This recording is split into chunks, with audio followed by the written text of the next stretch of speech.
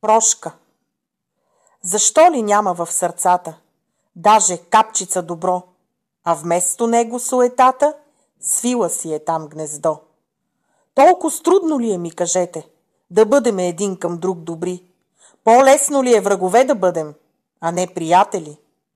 На тези въпроси аз отговора зная. И Прошка се нарича той, че трудничко е за сърцето да прощава, когато някой го е наранил. Трудно е, разбирам, но не е и невъзможно то. С душа си прошка да дадем, товара тежък да премахнем и как улеква ние да разберем.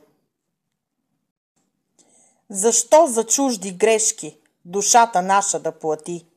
А вместо той, нека простим, шанс да дадем и да забравим. От мене знайте, всеки, че човек и греши. Но вие прошка от сърце му дайте, нека бъдем по-добри.